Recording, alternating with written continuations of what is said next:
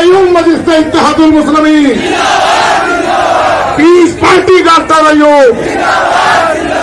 देखो देखो कौन आया,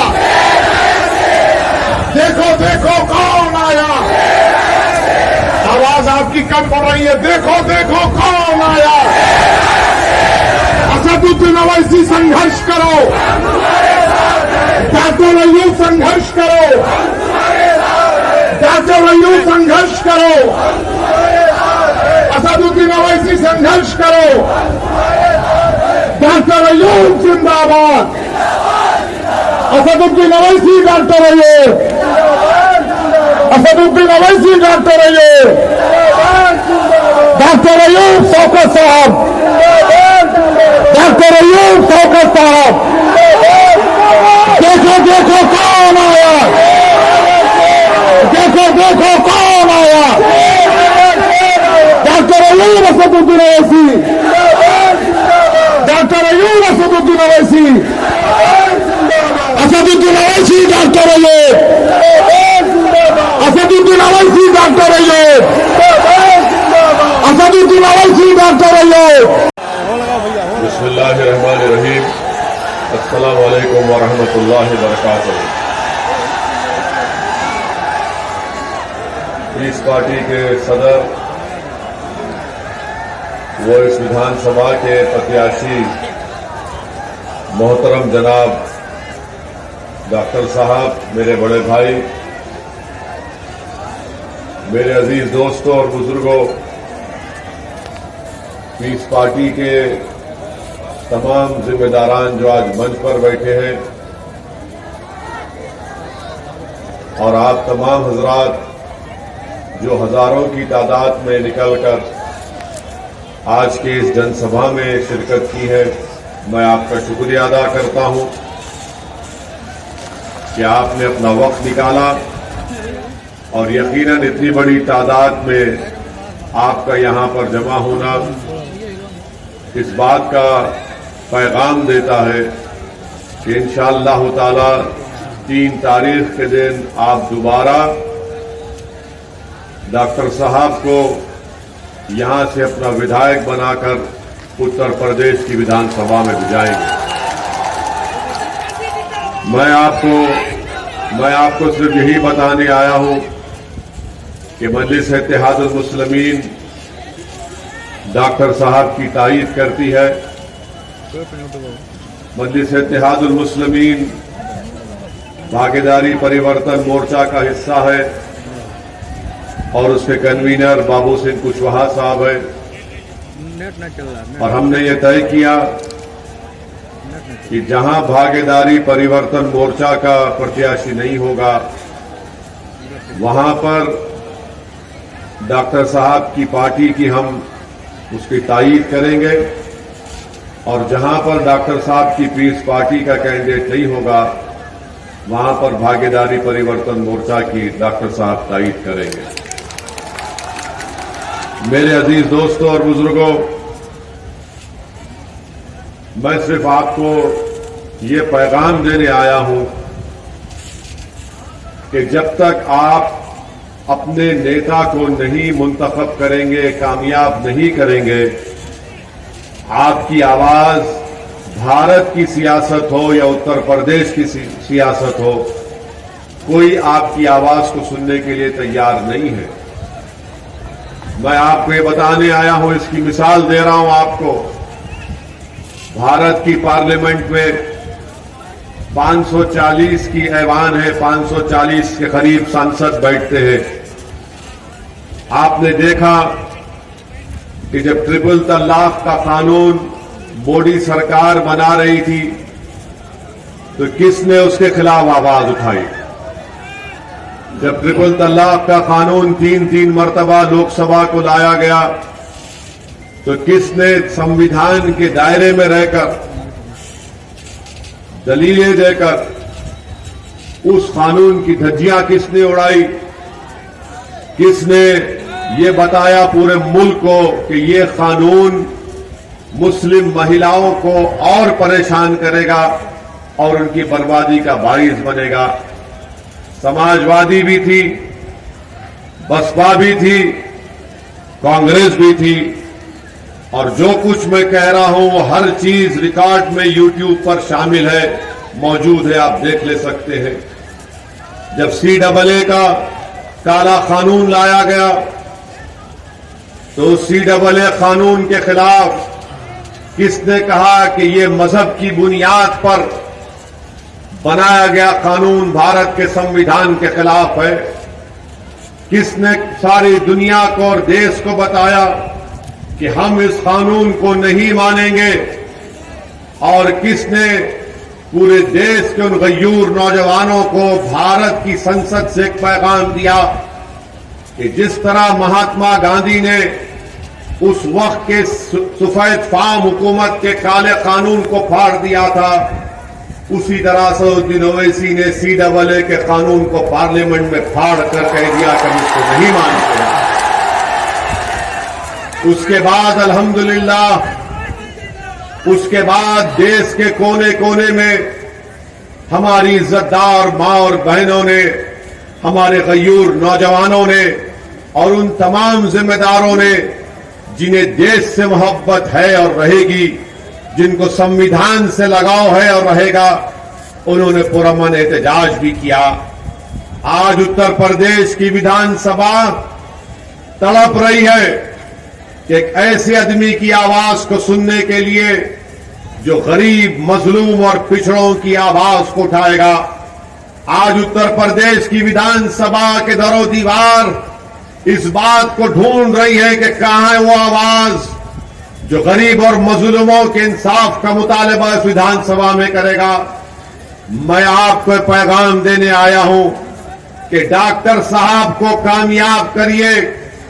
आपने पहले भी उनको अपने वोट और दुआओं से कामयाब किया था, आप दोबारा डॉक्टर साहब को कामयाब करिए ताकि उत्तर प्रदेश में अगर ये जीत के जाएंगे इंशाअल्लाह, तो ये डॉक्टर साहब की इनफरादी कामयाबी नहीं होगी, ये आपकी कामयाबी होगी, ये मजलूमों की कामयाबी होगी, ये गरीबों की कामयाबी होगी, ये उन लोगों की कामयाबी होगी जिनकी जबानों को बंद कर दिया गया, ये उन लोगों की कामयाबी होगी जिनके बहते हुए आंख से आंसुओं को कोई नहीं देख रहा है, ये उन लोगों की कामयाबी होंगी जो ख्वाब देख रहे हैं कि मुझे भी हिस्सेदारी में हिस्सा मिलना चाहिए।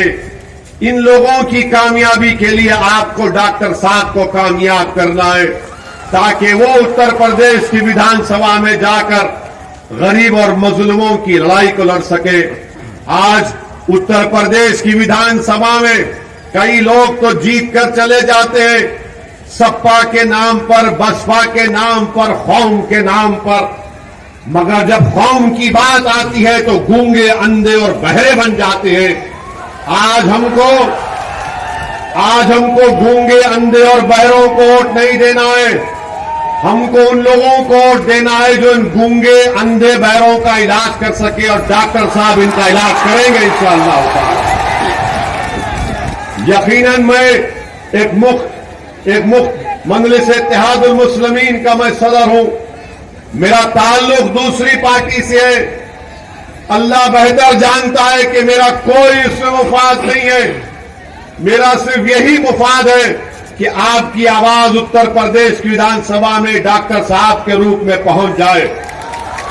मेरा इनसे कोई रिश्ता नहीं है, सुनो आप, मेरा इनसे डॉक्टर साहब से कोई रिश्ता नहीं है, मेरा इनसे कोई ताल्लुक भी नहीं है। हाँ, मगर एक रिश्ता है जो रब्बे करीम ने आपको हमको जोड़ दिया, मैं तुमको उस रिश्ते का वास्ता दे रहा हूं, निकलो और वोट डालो डॉक्टर साहब को। डॉक्टर साहब कामयाब होंगे, डॉक्टर साहब जब कामयाब होंगे तो हारेगा कौन बताओ? जब डॉक्टर साहब कामयाब होंगे तो हारेगा कौन? कौन हारेगा? कौन हारेगा? डॉक्टर साहब अगर कामयाब होंगे इंशाअल्लाह आपके दुआ वोटों से, तो कौन हारेगा? ना सिर्फ वो बल्कि दौलत के गुरूर में जो शख्स डूबा हुआ है और ये समझ रहा है कि इन गरीबों के ईमान को, जमीर को दौलत की बुनियाद पर खरीदूंगा, उसकी शिकस्त होगी, उसकी हार होगी। और याद रखो, अगर कोई दौलत की ताकत पर ये कह रहा है कि मैं किसी का ईमान खरीद लूंगा, मैं किसी का जमीर खरीद लूंगा, अरे तुम हमारी तारीख को नहीं जानते, तुम हमारी तारीख को नहीं जानते। हाँ, जो अबू जहल और अबू लहब और यजीद का साथी होगा वो दौलत पर अपना ईमान और अपना जमीर बेचेगा। जो हुसैनियत का परचम उठाएगा वो दौलत और ताकत के आगे सर नहीं झुकाएगा, ना कभी झुका सकता है। दौलत को हराना है और अजमत को जिताना है, दौलत को हराना है और अपनी आवाज को जिताना है। आज लोग दौलत के सहारे चुनाव जीतना चाहते हैं, तो मैं उनसे कहना चाह रहा हूं कि तुम हमारी तारीख को भूल गए, तुम ताइफ और मक्का की तारीख को भूल गए। अरे हम उनके नाम लेवा हैं जिन्होंने कहा था कि एक हाथ में चांद और सूरज को भी दे दो, तब भी हम राय हक से मुंह मोड़ने वाले नहीं हैं। ये हक की लड़ाई है, याद रखो। डॉक्टर अय्यूब की लड़ाई और ओवैसी यहां पर आया है तो हक को कामयाब करने के लिए आया है, हक को गालिब करने के लिए आया है और बातिल ताकतों को शिकस्त दिलवाने के लिए आया है। तो आप दौलत को कामयाब करेंगे या अपनी आवाज को कामयाब करेंगे? आप दौलत को कामयाब करेंगे या अपनी इज्जत को कामयाब करेंगे? आप दौलत को कामयाब करेंगे या जमीन की बुनियाद पर डॉक्टर साहब को वोट देंगे? किसकी बुनियाद पर वोट देंगे? ये लोग आज पैसों के थैलियां लेकर आ रहे हैं, 2 साल पहले नजर नहीं आए जब CAA NPR का एहतजाज चल रहा था? अगर इतनी दौलत तुम्हारे पास है तो कहां की वो दौलत? तुमने कितने स्कूल, अस्पताल, तुमने कितने गांव में बिजली का इंतजाम किया? जो डॉक्टर साहब जब विधायक थे उन्होंने ये काम करवाया था। डॉक्टर साहब 2017 में नहीं जीते, मगर वो हमेशा आपके दरमियान में रहे, वो हमेशा आपकी गम में, आपकी खुशी में शामिल रहे।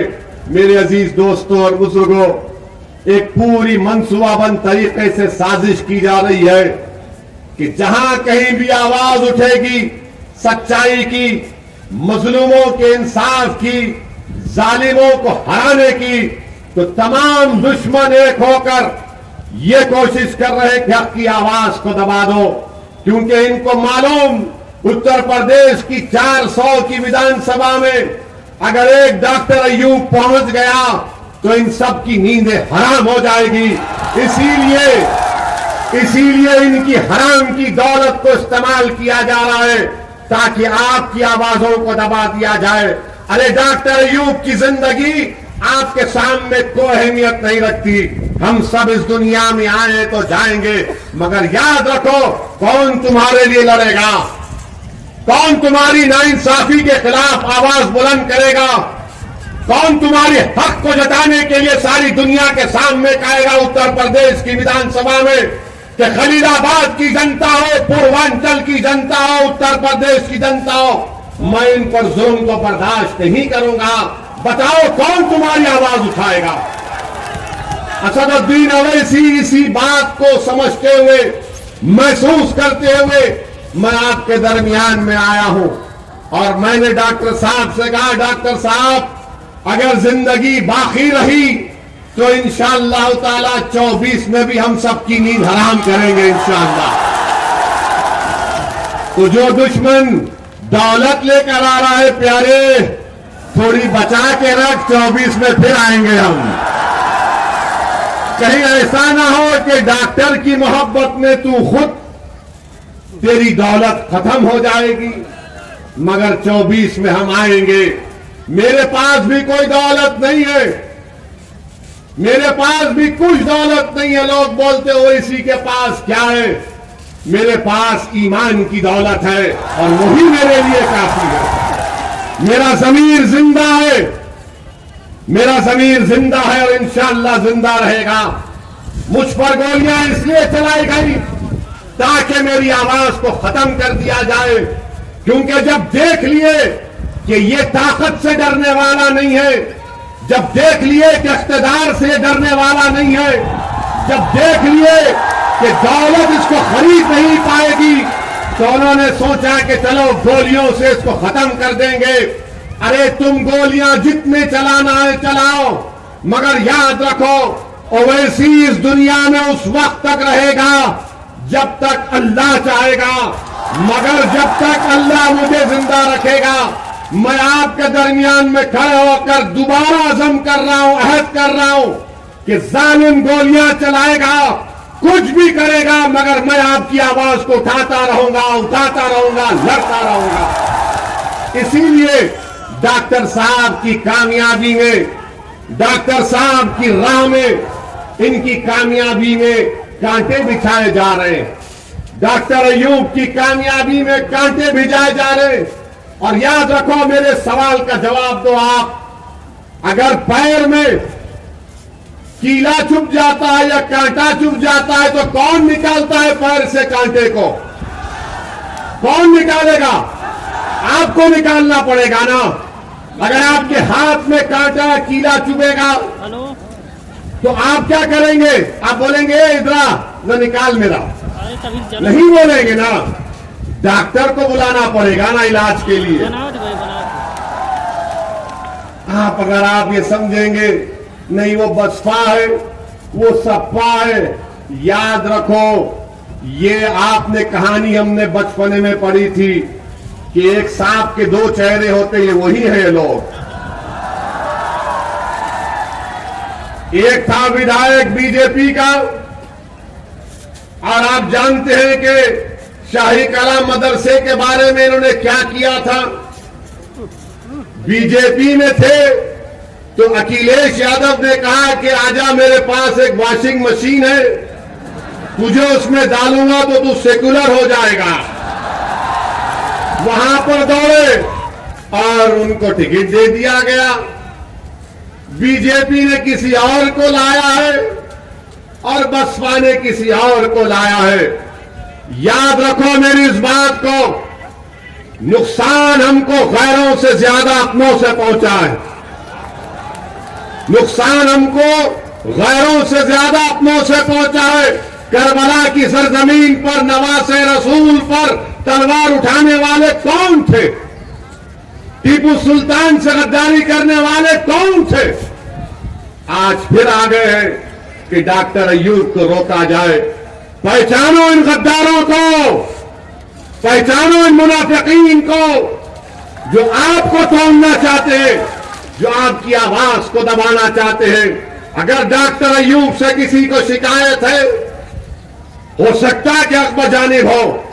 डॉक्टर अय्यूब से किसी को शिकायत है तो मैं आज हाथ जोड़कर भीख मांगता हूं, माफ कर दो डॉक्टर अय्यूब को, माफ कर दो।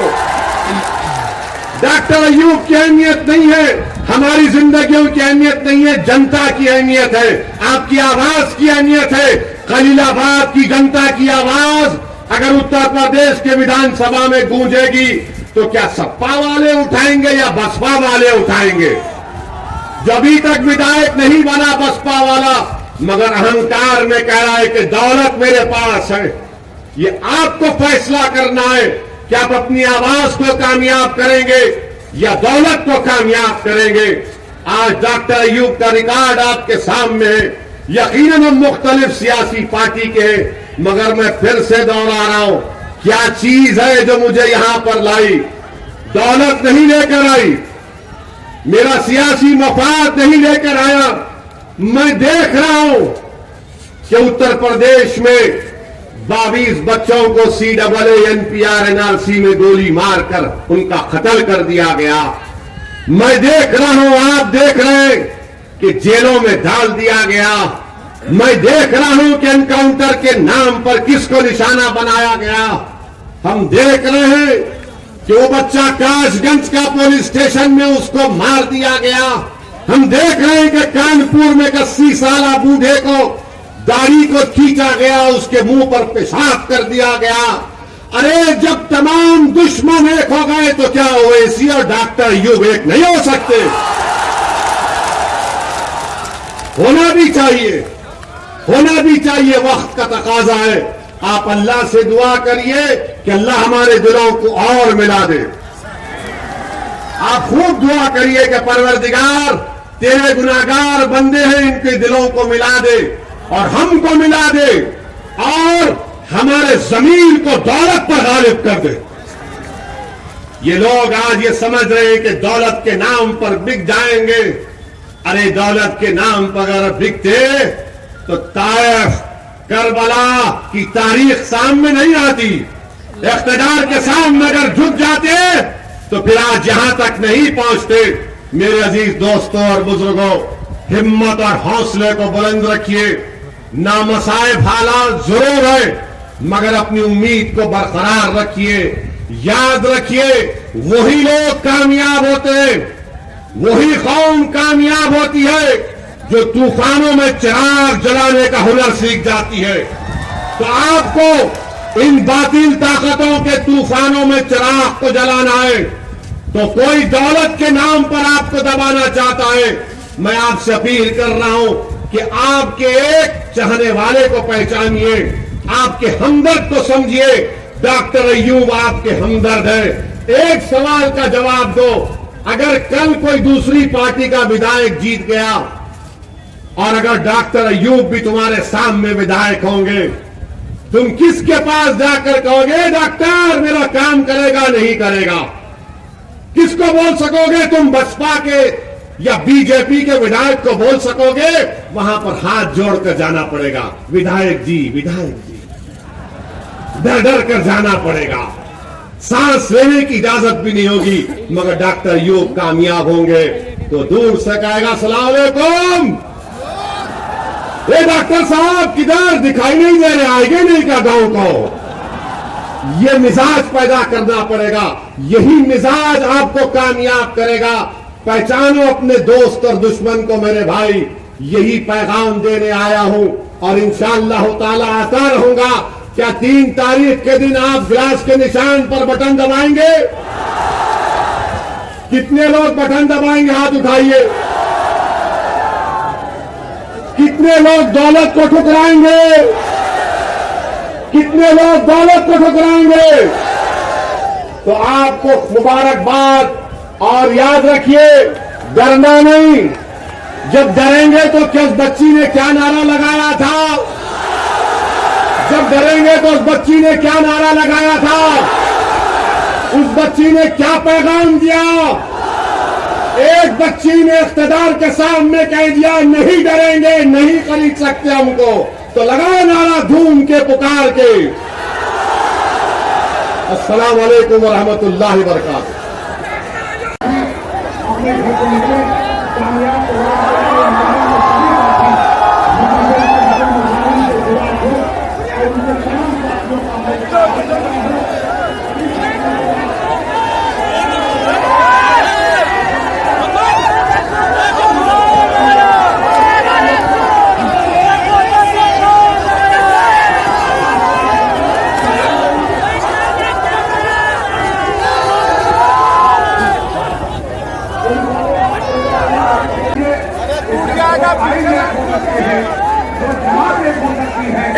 हमें क्यों नहीं होना चाहिए? आसानी के साथ सभी साथी अपने घर को निकले कामयाब